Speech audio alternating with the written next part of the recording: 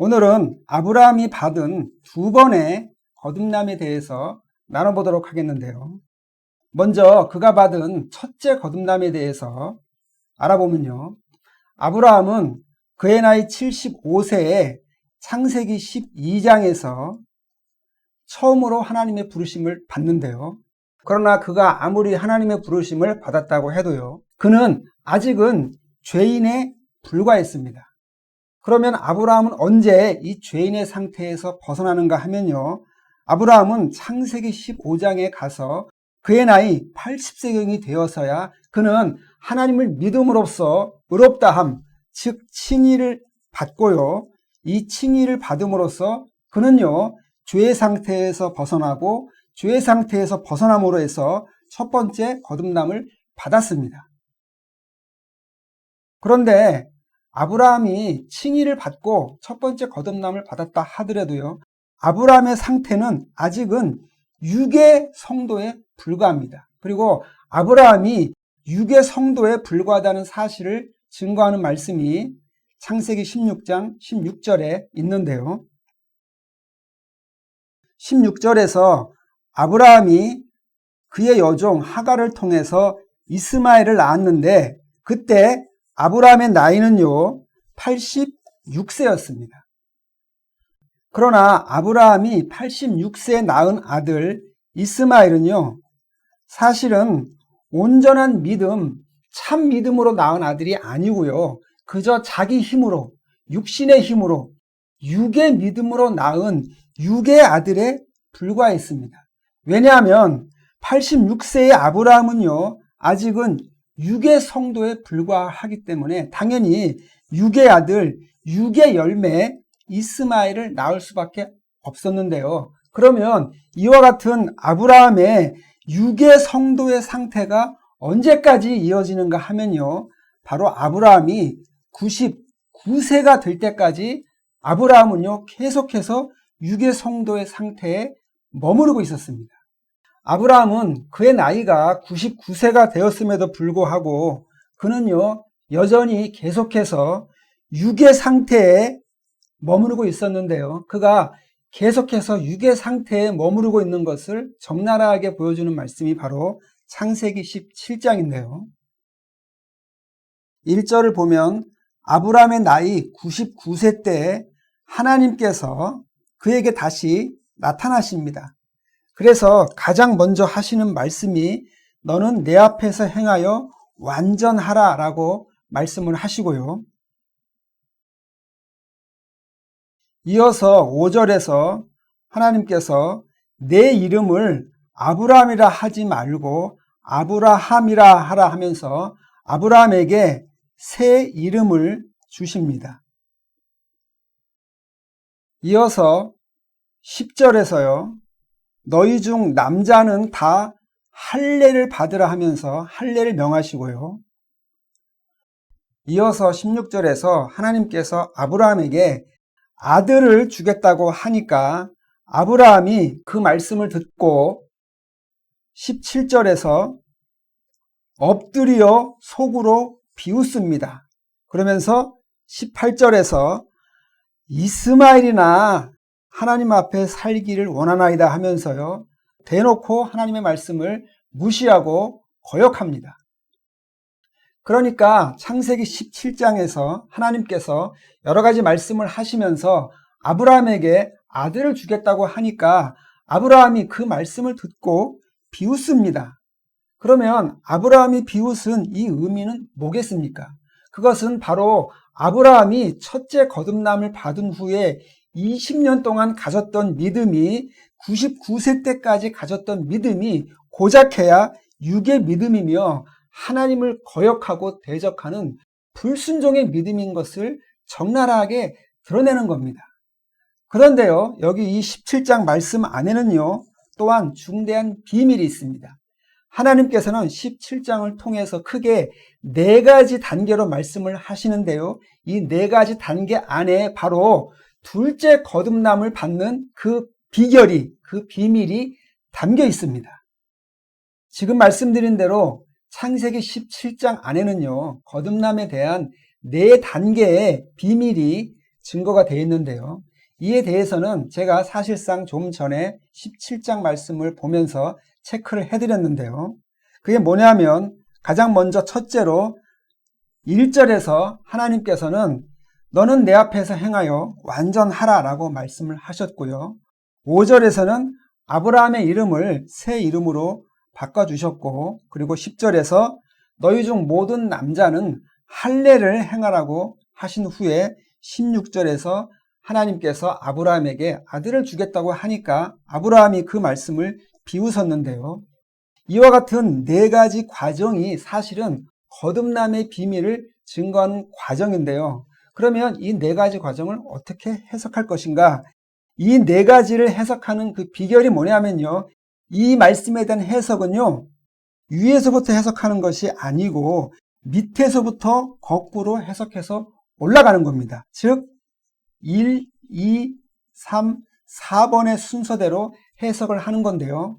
그러면 가장 먼저 아브라함이 하나님 말씀을 듣고 비웃은 그 비웃음의 단계부터 해석을 해보도록 하겠습니다. 첫째로 비웃음의 단계를 보면요. 하나님께서 아들을 주겠다고 하셨을 때 아브라함이 그 말씀을 듣고 비웃었죠. 그렇지만 하나님은 이미 아브라함의 수준을 알고 계셨기 때문에 아브라함이 그 말씀을 듣고 비웃을 것도 사실은 미리 아신 거죠. 그럼에도 불구하고 하나님께서 굳이 아들을 주겠다고 말씀을 하셨는데 그 이유가 뭐냐면요.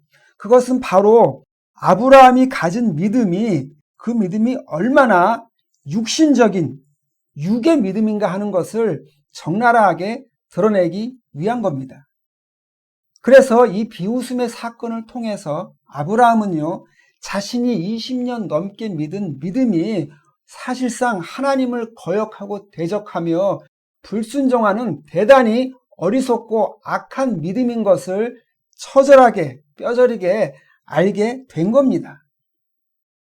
그렇다면 이 같은 육의 믿음, 육신적인 믿음을 어떻게 해결을 할 것인가? 그런 육의 믿음은요, 가차없이 죽이고 제거를 해야 하는데요. 그렇기 때문에 하나님께서는 둘째 단계의 말씀, 즉 육의 모든 것을 잘라내고 제거하는 그런 할례를 행하라고 말씀을 하신 겁니다. 그러면 성경이 증거하는 참된 할례가 있는데 이에 대한 참고 말씀 예레미야 4장 4절을 보겠습니다. 이 말씀에서 하나님께서는 너희는 스스로 할례를 행하는데 너희 마음 가죽을 베고 하나님께 속하라고 합니다. 그렇지 않으면 나의 분노가 불같이 발하여 너희를 살을 것이라고 말씀합니다. 따라서 하나님께서 말씀하는 할례는요, 당연히 마음 가죽을 찢는 마음의 할례를 말하고요. 성도가 자신의 마음 가장 깊은 곳에 숨어있는 육신의 불순종을 끄집어내서 그것들을 죽여서 잘라버리는 영적인 할례를 말하는데요. 그러면 우리가 이렇게 자신의 마음 깊은 곳에 있는 육신의 어리석음과 불순종의 모든 것들을 잘라내는 마음의 할례를 행하면 어떻게 됩니까? 그런 할례를 받는 자들은 드디어 둘째 거듭남, 즉 영의 거듭남을 받는 새로운 존재, 영의 존재가 될 수가 있는 겁니다. 그래서 하나님께서는요, 셋째 단계를 증거하기 위해서 아브라함에게 새 이름을 주신 건데요. 하나님께서 아브라함에게 새 이름을 주신 이유가 뭐냐면요. 그것은 만일 아브라함이 하나님을 거역하고 불순종하는 육신의 모든 것을 잘라버리는 마음의 할례를 행한다면 그때 하나님께서는 아브라함을 새로운 존재, 즉 영의 존재로 거듭나게 하신다는 것을 증거하기 위해서 바로 새 이름을 아브라함에게 주신 겁니다. 그러면 마지막 네 번째 단계는 바로 완전한 단계인데요. 아니 그런데 이 땅에 사는 어리석은 인간이 어떻게 하나님 앞에 완전할 수가 있겠습니까? 그것은 도저히 이해할 수 없고 도저히 성취할 수 없는 불가능의 명령인데요. 그러나 하나님께서 굳이 완전하라는 이 명령을 주신 데에는 분명한 이유가 있습니다. 예를 들어서 만일 우리가 마음의 할례를 받고 새로운 존재, 즉 영의 존재로 거듭나게 되면요, 그때는 하나님과 완전한 사랑의 관계가 될 수 있는데요, 그때는 무슨 사소한 잘못이 있느냐 없느냐가 중요하지 않습니다. 왜냐하면 만일 우리가 하나님과 온전한 사랑의 관계를 갖는 성도, 즉 영의 성도가 되면요, 하나님께서는 그런 성도를 바로 완전한 자로 인정을 해주시기 때문입니다. 따라서 성경이 말하는 완전한 의미는요, 영의 성도를 의미하며 영의 성도만이 하나님 앞에 완전한 자로 인정을 받는 겁니다. 따라서 이제 우리는 하나님께서 창세기 17장을 통해서 아브라함에게 둘째 거듭남에 대한 말씀을 주신 것을 알 수 있고요. 또한 하나님께서는 그 이후에 창세기 18장, 19장, 20장의 단계를 거쳐서 드디어 아브라함이 100세가 되었을 때 드디어 영의 믿음을 가진 영의 성도로 거듭나게 만드셨는데요. 아브라함이 둘째 거듭남을 받고 영의 성도가 된 것을 증거하는 말씀, 창세기 20장 17절을 보겠습니다. 말씀을 보면 아브라함이 하나님께 기도를 하니까 하나님께서 아비멜렉과 그 아내와 여종을 치료해서 생산케 했다, 즉 아이를 낳게 했다고 이렇게 기록을 하고 있습니다. 아니 그러니까 창세기 17장에서는 사라의 태를 고쳐서 아들을 주겠다고 하는 하나님의 말씀을 비웃던 아브라함이요, 여기 20장에서는 다른 사람의 태를 치료하는 기도의 능력, 믿음의 능력을 보여주고 있는데요. 이 같은 100세 때의 아브라함의 믿음에 대해서 바울은 로마서 4장을 통해서 그 믿음이 견고한 믿음, 영의 믿음인 것을 증거를 해줍니다. 바울은 4장 19절을 통해서 아브라함이 100세가 되었을 때 믿음이 약해지지 아니했고 하나님의 약속을 의심치 않았으며 믿음에 견고해졌다라고 증거를 하는데요. 말하자면 영의 믿음을 가진 자로 변화되는 것을 증거를 하는 것이고요. 그럼으로써 하나님께 영광을 돌렸다고 기록을 하고 있습니다. 뿐만 아니라 바울은요, 아브라함이 첫째 칭의에 이어서 두 번째 칭의, 즉 영의 칭의를 받았다는 사실도 분명하게 증거를 하는데요. 이를 증거하는 말씀 로마서 4장 22절로 가보겠습니다. 바울은 아브라함이 100세 때 가진 견고한 믿음에 대해서 증거를 한 다음에요, 이어서 21절에서 아브라함이 약속하신 말씀을 확신을 했다고 기록을 하고 있는데요. 말하자면 하나님의 말씀을요, 굳게 확신을 하고 있으니까 22절에서 그러므로 그 믿음을 저에게 의로 여기셨다라고 기록을 하고 있습니다.